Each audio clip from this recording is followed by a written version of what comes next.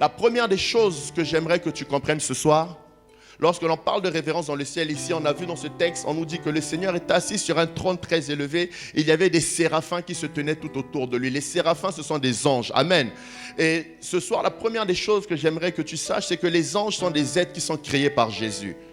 Amen. Les séraphins sont des êtres qui sont créés par Jésus. D'ailleurs, Colossiens chapitre 1 au verset 16 nous dit quoi? Car en lui ont été créées toutes les choses qui sont dans les cieux et sur la terre. Mais il ne s'arrête pas là. Il dit les visibles et les trônes et domination et autorité. Donc les anges sont des êtres qui ont été créés par Jésus. Mais les anges ne sont pas seulement des êtres qui ont été créés par Jésus, ce sont également des esprits envoyés par Dieu auprès de ceux qui doivent hériter le salut. Je disais, les anges sont des esprits envoyés par Dieu, pas auprès de n'importe qui, auprès de ceux qui doivent hériter le salut. Amen.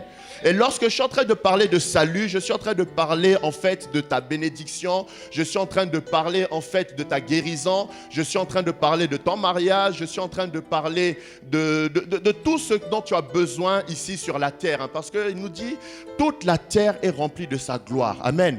Et lorsque l'on parle de gloire ici, c'est la kabod mais également la doxa, c'est-à-dire la gloire qui est manifestée maintenant physiquement. Ce que les hommes peuvent voir pour pouvoir attester que oui, Dieu agit dans ta vie. Amen.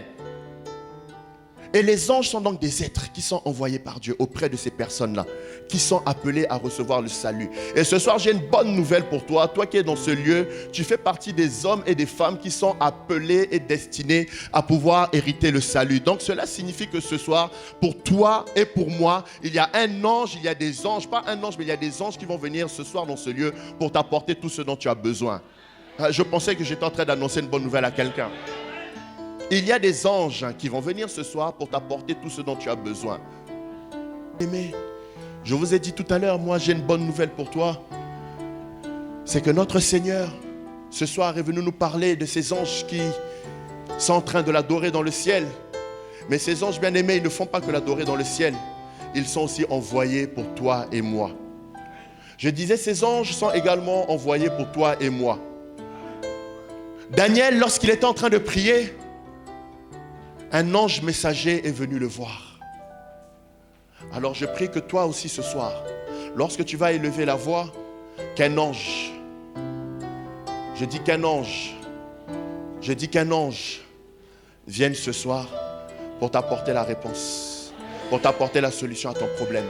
Est-ce que tu crois ce soir que ce lieu est rempli d'anges? Est-ce que tu crois ce soir que ce lieu, que ce temple est rempli d'anges? Est-ce que tu as la foi? Est-ce que tu es sûr? Est-ce que tu as conscience maintenant que ce lieu tel que tu es là est rempli d'anges? Alors si tu le crois, tu vas te mettre debout maintenant.